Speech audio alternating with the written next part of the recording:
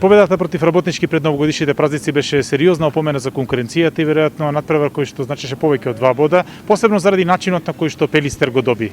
Доаѓа шампионот МЗТ Скопје Аеродром и во игра веројатно утре се повеќе од 2 бода. Па да, надпреварот против Работнички за многумина беше изненадување.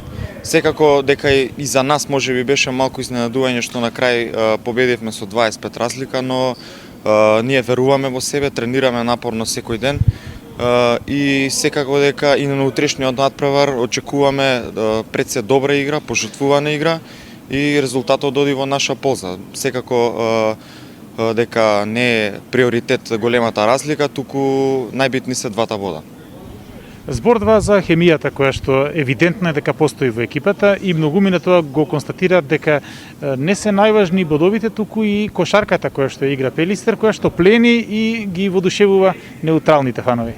Па мислам дека тоа е и нашиот најголем адут, да кажам.